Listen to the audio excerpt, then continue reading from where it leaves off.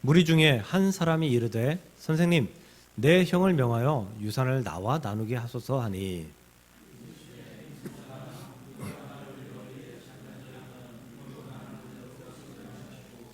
그들에게 이르시되 삼가 모든 탐심을 물리치라 사람의 생명이 그 소유에 넉넉한 데 있지 아니하리라 하시고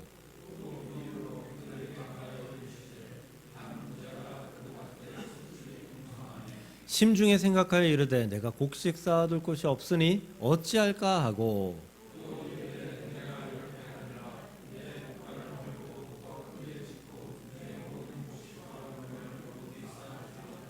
또 내가 내 영혼에게 이르되 영혼아 여러 해 쓸 물건을 많이 쌓아 두었으니 평안히 쉬고 먹고 마시고 즐거워하자 하리라 하되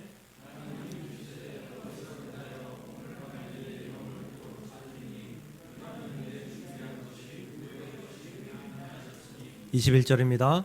자기를 위하여 재물을 쌓아두고 하나님께 대하여 부여하지 못한 자가 이와 같으니라. 아멘. 네, 모든 탐심을 물리치라 라는 말씀 전하겠습니다. 많은 은혜가 우리 안에 있기를 축복합니다. 네, 추석 어떻게 지내십니까? 이번 연휴가 참 길어서 편안하고 좀 여유 있는 그런 추석인 것 같습니다. 저는 이 추석에 지금 너무 행복합니다. 왜일까요? 사실 목사는 추석이 이렇게 껴 있어도요 주일 예배가 있어서 제대로 쉴 수가 없습니다. 네, 근데 행복합니다. 왜냐하면 아시안 게임이 열리고 있기 때문입니다. 제가 스포츠를 워낙 좋아하니까 보는 것도 좋아하고 하는 것도 좋아하고 해서 아마 스포츠 싫어하시는 분들은 안 좋아하시는 분들은 이 추석에 KBS, MBC, SBS 모든 곳에서 계속 아시안 게임만 나오니까 아마 짜증이 날 겁니다.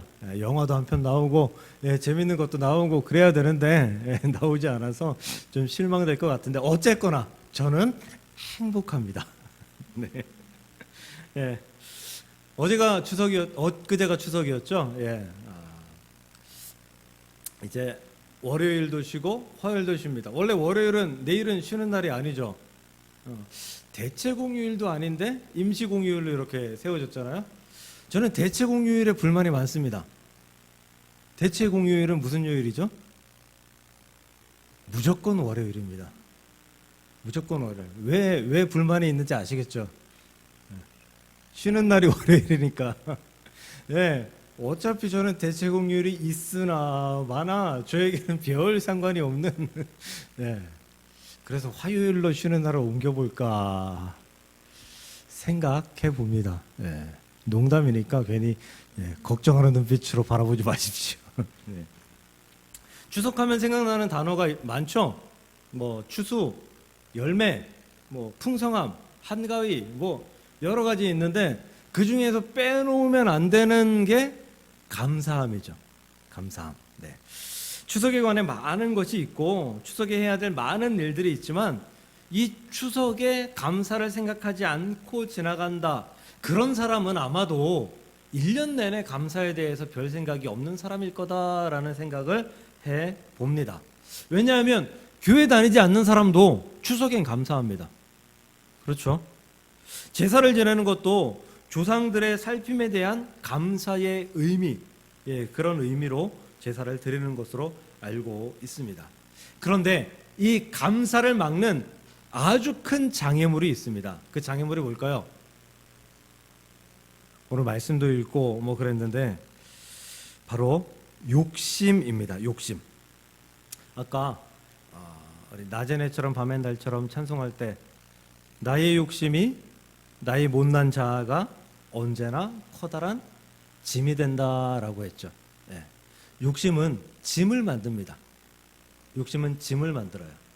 욕심을 부리게 되면 감사라는 생각이 마음이 송두리째 사라집니다. 왜냐하면 욕심은 우리의 마음보다 더 크기 때문입니다. 그러므로 사랑하는 성도 여러분, 욕심은 버려야 할 우리의 마음의 쓰레기와도 같은 것이다 라고 여기시고 욕심을 내려놓는 연습을 할 수 있기를 주님의 이름으로 간절히 축복합니다. 오늘 말씀, 비유의 말씀 그 뒤 부자의 내용은 설명하지 않겠습니다. 말씀을 읽으면서도 다 아실 것이고, 그리고 여러분들 많이 들어본 말씀이라서 아실 거예요. 그러니까 그 말씀은 일단 생략하도록 하겠습니다. 오늘 그 부자 그리고 또 앞에 말씀 이렇게 연결해서 욕심이 얼마나 안 좋은 것인지, 욕심이 감사에 얼마나 방해가 되는 것인지 살펴보며 우리가 감사를 다짐하는, 욕심을 버리겠다라고 다짐하는 귀하고 복된 말씀의 시간이 될 수 있기를 주의 이름으로 한 번 더 축복을 드립니다. 오늘 본문에는 그 부자에 대한 말씀이 비유죠. 비유. 예수님의 비유입니다. 실제로 이런 사건이 있었다라는 게 아니라 예수님께서 비유로 말씀하신 거예요. 오늘의 주인공은 부자이고요. 성경에 부자가 등장한다라고 하면 일단 천국 혹은 영생, 지옥 이런 것과 관련이 되어 있다라고 보시면 돼요. 부자 청년도 예수님을 찾아왔을 때 이렇게 물었죠. 예수님한테 어떻게 하여야 영생을 얻을 수 있습니까? 예수님의 대답은 네가 가지고 있는 거 다 팔아서 나누어 주고 그리고 내게 다시 와라 라고 했을 때 부자 청년은 근심하며 돌아갔다라는 그런 말씀도 우리는 기억합니다. 오늘 본문의 부자는 천국과 영생에 대해 잊어버리고 살면 어떤 결과를 가지고 오는지 우리에게 보여주는 그런 비유입니다. 예수님은 오늘 말씀처럼 종종 비유를 사용하셨습니다. 예수님의 가르침 중에서 약 3분의 1이 비유입니다. 그런데 이 비유는 매우 중요한 말씀에서 비유를 사용하십니다. 이 비유를 오늘날로 말하면 예화죠, 예화. 예를 들어서 이야기하는 거예요. 빗대어서 이야기하는 거예요. 설교를 하는데 예화가 하나도 없다라고 하면 그 설교의 내용이 아주 좋아도, 아무리 좋아도 듣다 보면 좀 졸리게 되는, 좀 정신이 이렇게 집중하기가 좀 어려운 그런 설교가 되고 말 것입니다. 그래서 이 예화라는 것, 비유라는 것은 말씀에 있어서 굉장히 중요하고 굉장히 필요한 그러한 요소입니다. 만약에 예수님께서 제자들에게 이렇게 가르침을 하실 때 뭐 씨 뿌리는 비유, 뭐 탕자의 비유, 뭐 밭에 감추인 보아의 비유, 뭐 여러 가지 비유를 사용하지 않았다라고 생각한다면 어떤 결과가 나타났을까요? 예수님이 비유를 하지 않고 그냥 말씀만 전하셨다. 물론 예수님이니까 제자들이 기억날 수 있게끔 잘 설명해 주셨겠죠. 그런데 예수님은 그런데 제자들은, 우리가 알고 있는 제자들은 좀 우리가 좀 무시하잖아요. 사도가 되기 전 제자들은 우리가 좀 무시하잖아요. 좀 수준이 좀 예수님이 원하는 수준이 아닌 거잖아요. 제자들은 아마 기억을 잘 못했을 것 같아요. 비유가 없었으면 기억이 잘 안 났을 것 같다라는 거예요. 복음서를 기록할 때 굉장히 혼란스러웠을 가능성이 높다라는 거죠. 설교할 때 이런 법칙이 있습니다. 내가 낮아지면 회중이 즐거워한다. 내가 낮아지면 회중이 즐거워한다. 그래서 나 자신을 험담하면, 나 자신을 디스하면 많은 사람들이 관심을 주고 그리고 졸지 않는다. 뭐 이런 법칙이 있어요. 그래서 코미디언들이 아주 가장 좋은 이 코미디의 요소로 가지고 있는 것이 슬랩스틱이잖아요. 찰리 채플린이 많이 했던. 그냥 뭐 갑자기 넘어진다던가, 자신을 자학해서 막 때린다던가, 어디에 부딪힌다던가, 그리고 의자가 있는데 앉으려다가 의자가 뭐 부러진다던가, 그런 걸 하면서 사람들에게 웃음을 주죠. 사실 그게 누구나 다 할 수 있는 일이고, 그리고 우리는 그것을 보고 정말 많이 웃어봤어요. 근데 그 장면을 또 보면 또 웃깁니다. 또 보면 또 웃겨요. 그만큼 이 몸으로 자기 자신을 디스하면, 자기 자신을 험담하면 이게 회중들이 즐거워하고 관심을 갖게 된다라는 거죠. 그래서 제가 전도 이야기를 하면서 이런 설교를 가끔 해요.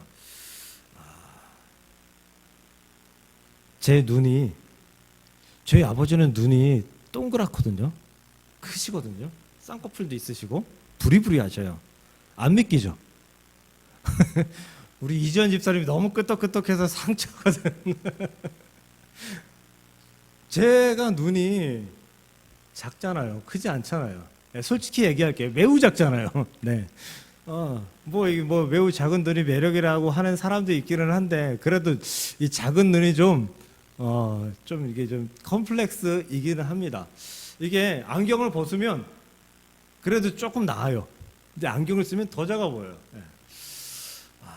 그래서 주일학교 때, 주일학교 그 가르칠 때 주일학생들이 저에게 붙여준 별명 중에 하나가 세우는 선생님, 세우는 전사님. 예. 새우가 뭐 눈이 뭐 거의 보이지도 않잖아요. 예.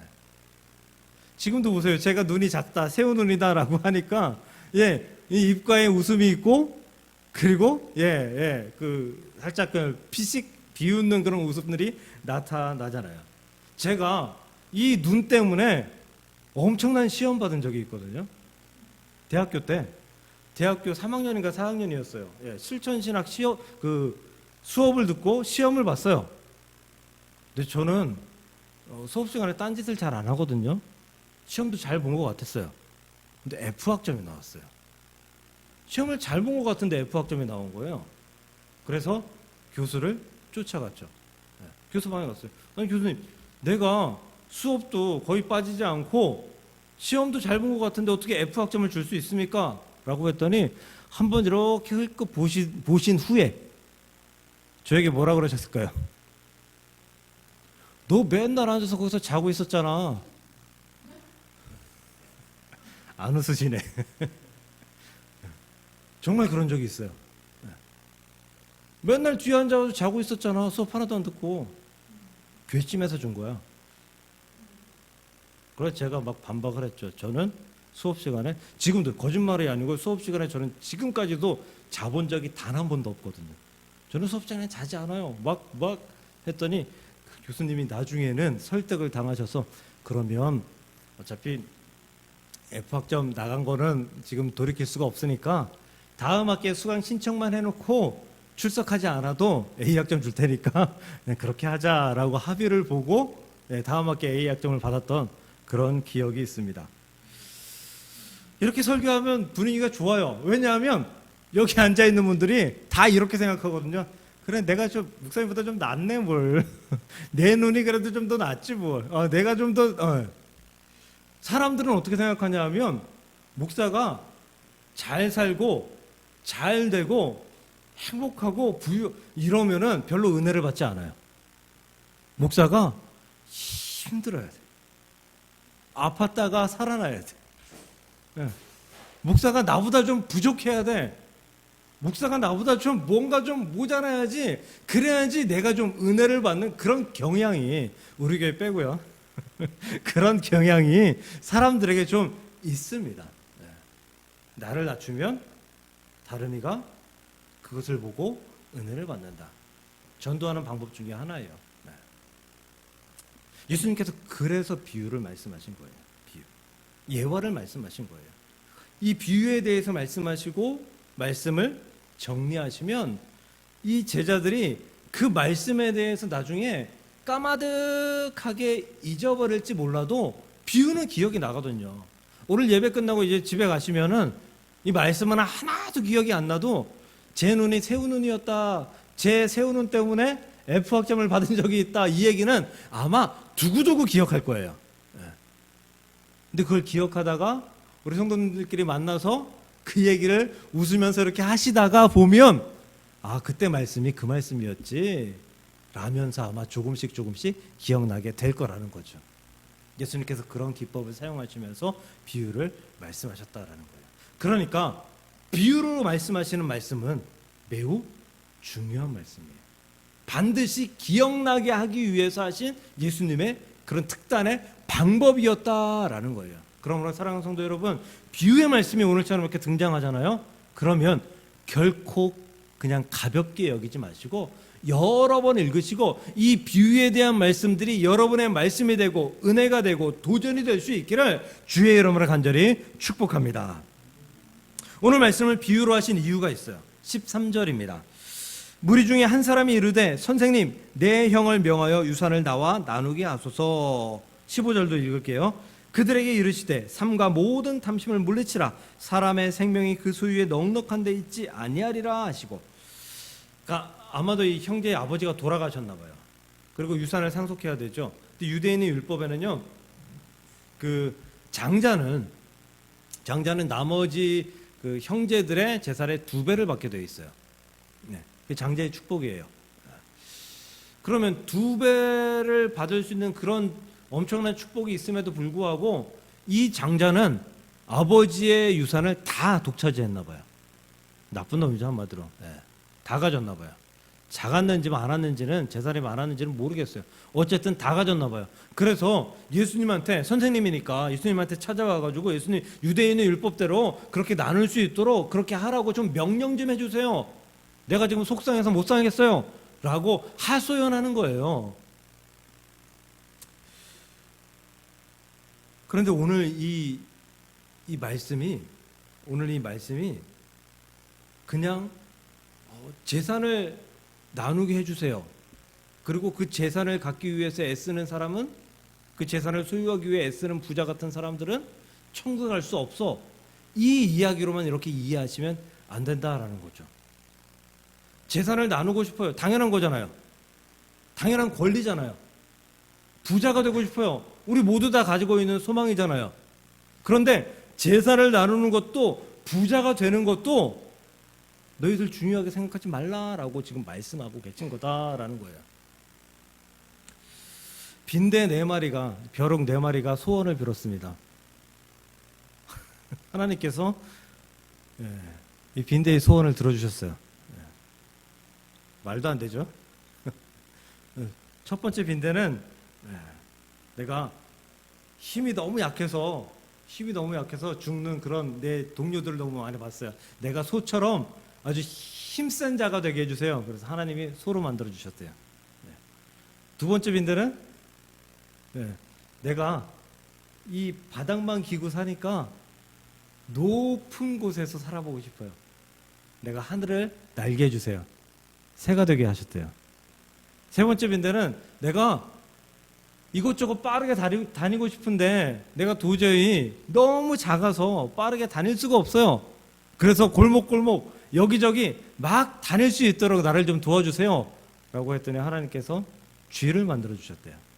하나님도 대단하시죠. 은혜로우시죠. 빈대의 소원도 들어주시고, 4번째 빈대가 욕심이 아주 많았어요. 하나님, 저는 힘도 세고 싶고요, 하늘도 날고 싶고요, 그리고 여기저기 다니면서 온갖 데를 다 보고 싶어요. 앞에 세 빈대가 가지고 있던 모든 능력들을 내게 다 주세요라고 소원을 빌었대요. 하나님이 뭘로 만들어 주셨을까요? 썰렁한 개그입니다. 소세지를 만들어 주셨다라고 합니다. 이해하셨습니까? 예, 소, 새, 쥐를 만들어 주셨답니다. 욕심이 많으면 안 된다, 뭐 그런 이야기죠. 욕심이 얼마나 나쁜 건지 우리는 설교를 안 들어도 너무나 잘 알고 있어요. 안 그래요? 욕심쟁이는 욕이잖아요. 나쁜 얘기잖아요. 누가 나보고 욕심쟁이라 그러면 기분 좋은 사람이 있어요? 욕심이라는 것은 나쁜 거예요. 요즘 계속 문제가 되는 것이 그 초등학교 선생님들이 자살했던 그런 사건들에 대해서 계속 뉴스에서 너무 많이 나오고 있잖아요. 너무 안타까운 사건인데, 그 중에서 지금 몇 년 전에 사건이 이슈화 돼서 2018년인가요? 그 사건이 이슈화 돼서 계속 뉴스에 나오고 있어요. 그 의정부 초등학교에 그 2명의 연속된 그 자살을 한 선생님, 여선생님 하나, 남선생님 하나. 그중에 남선생님에 대한 이야기인데, 이 남선생님이 수업을 하는 중에 페트병을 자르는 그런 과정 가운데에서 아이가 실수로 페트병으로 자신의 손을 긁어서, 아니면 뭐 가위로 뭐 긁어서 손에 이제 상처가 났다라는 거죠. 그 상처가 났으면 난 거지. 그걸 왜 선생님한테 그러는지 전 잘 모르겠어요. 우리 예전에 애들하고 서로 싸웠다고 선생님한테 막 대들고 한 적이 있나요? 아니, 다른 아이들은 다 잘 잘랐을 거 아니에요. 지만 못 자른 거잖아요. 그럼 지가 실수한 건데, 그래요, 선생님이 조금의 책임이 있다라고 생각해 봐요. 그러면 그 책임에 대해서 사과하고, 그리고 뭐 교직원 공제, 뭐 무슨 공제회 같은 게 있다며요. 그리고 그 공제회에서 수백만 원의 위로금을 전달을 했다고 하고요.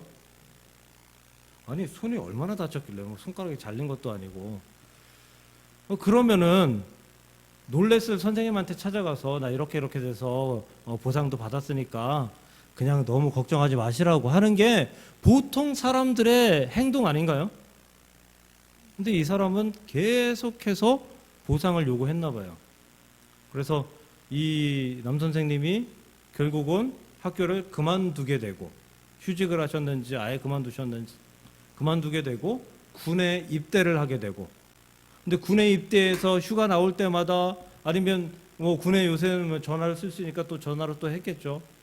계속해서 연락하고 괴롭히고 했었다라는 거죠. 그래서 개인 돈으로 50만 원씩 8개월에 거쳐서 엊그제 또 뉴스 보니까 또 그것도 더 100만 원을 더 줘서 500만 원이라고 하더라고요. 개인 돈으로 또 보상을 해주고 그걸 다 보상을 해줬는데도 불구하고 또 연락해서 2차 수술 받아야 됩니다라는 문자인지 연락을 했다라고 하고요.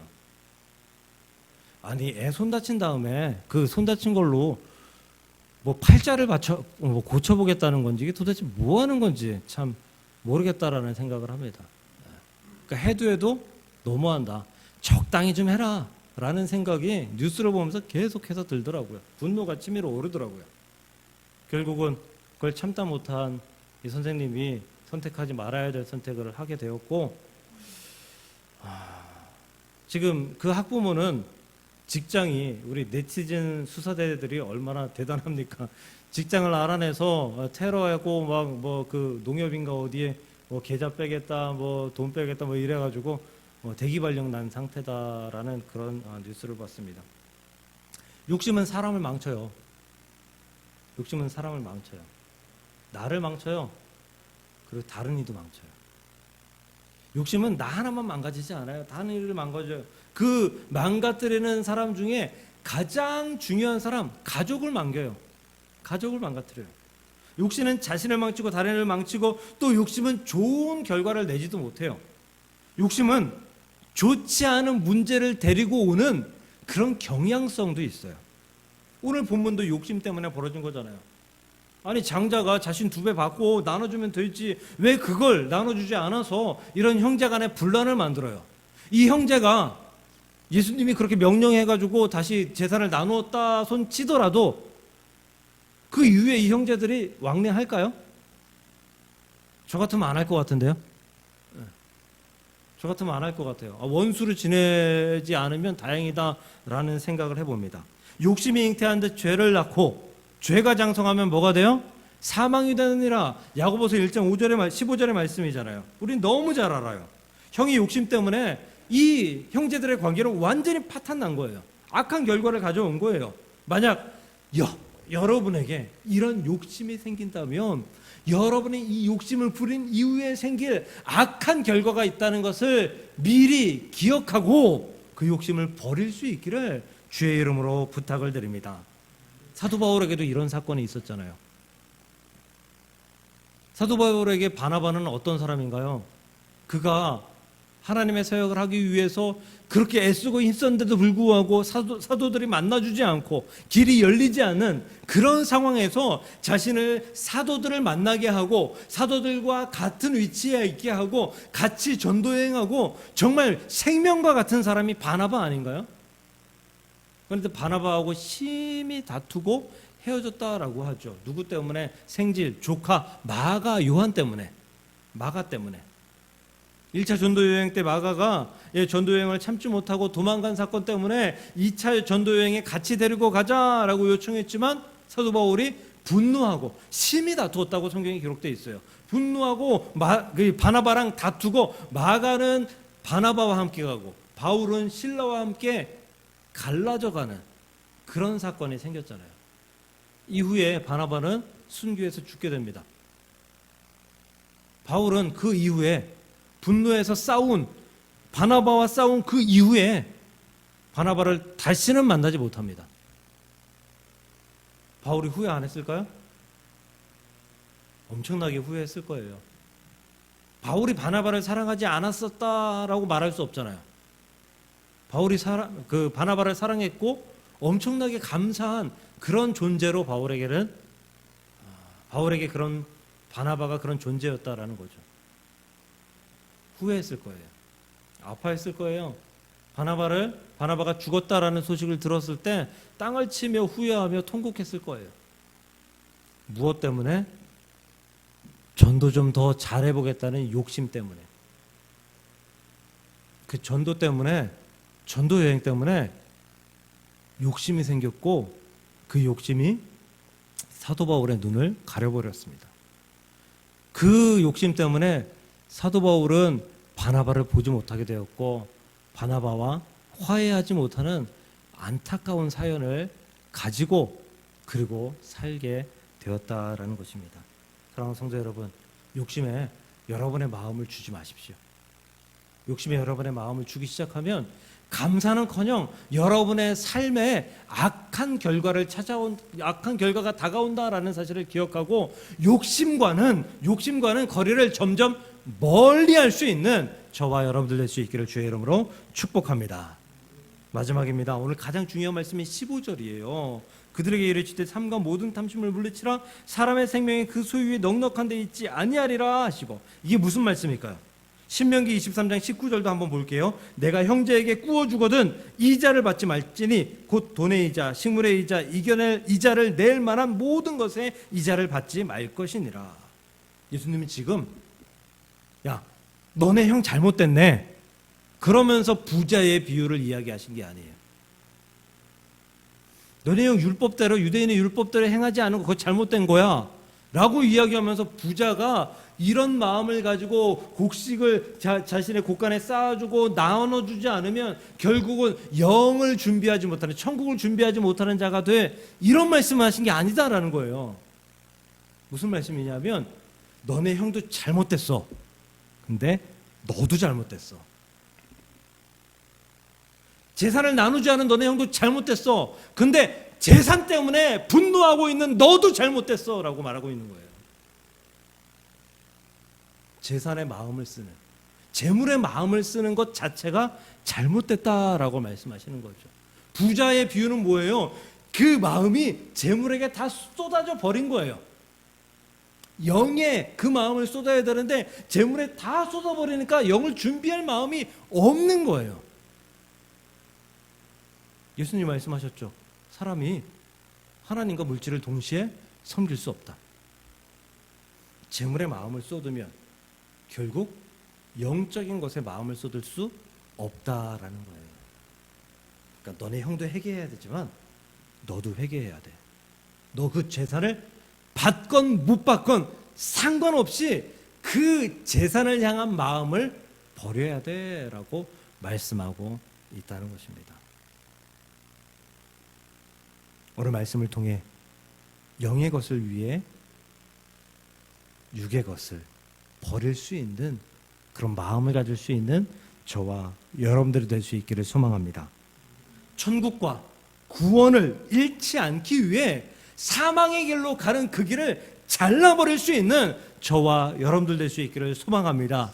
그 길이 바로 욕심의 길이고 그 길이 바로 욕심이어서 우리가 그 길로 걸어갈 때마다 우리가 영적인 길, 천국의 길이 잘린다는 사실을 기억하며 우리가 욕심을 버리고 욕심에게 마음을 주지 않고 물질에게 마음을 주지 않고 하나님을 향하여서 온전히 나아갈 수 있기를 간절히 소망합니다. 설교를 준비하면서 영상을 하나 봤어요. 옛날 영상인데요. 겨울을 살기 위해서 그 준비하는 동물들이 있죠. 다람쥐, 햄스터 이런 설치류들. 햄스터 영상이었는데요. 햄스터가 해바라기 씨를 좋아하잖아요. 철조망을 해놓고 상자에다가 철조망을 해놓고 그리고 해바라기 씨를 그 안에다가 많이 뿌려놨어요. 햄스터가 그걸 보더니 뭐 당연히 해바라기 씨를 먹으러 가지러 갔겠죠. 철조망을 뚫고 들어갔습니다. 햄스터가 해바라기 씨를 먹는데요. 정말 귀엽더라고요.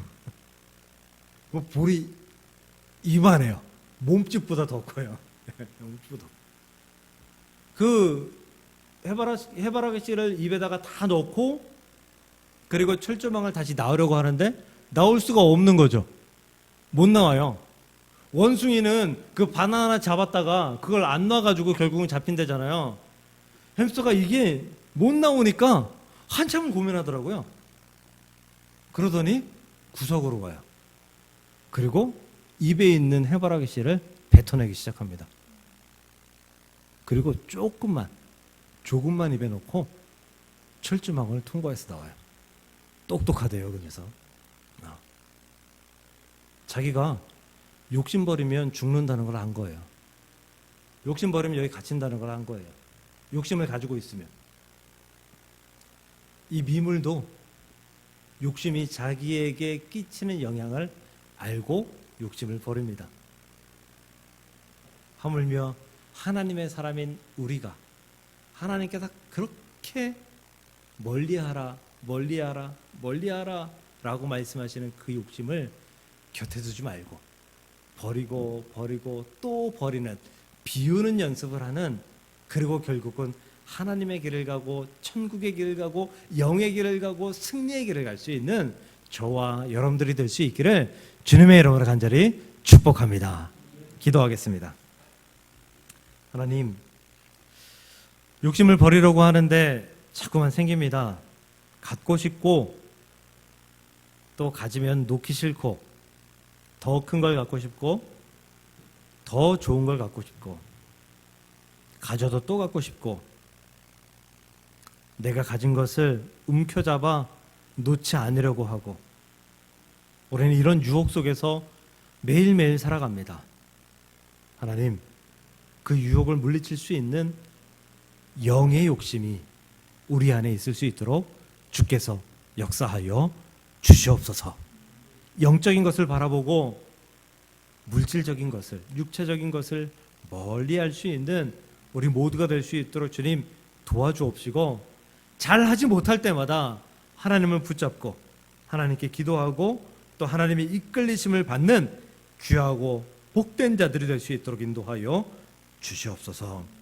물질의 마음을 써서, 육적인 것에 마음을 써서 시험에 들지 않도록 주님 인도하여 주옵소서.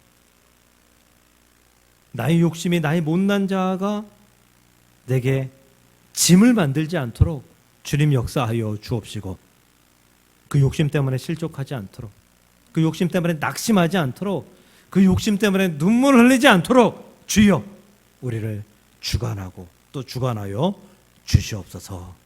오직 하나님의 것을, 천국의 것을, 영의 것을 사모하기를 간절히 소망하며 예수님의 이름으로 기도드리옵나이다. 아멘.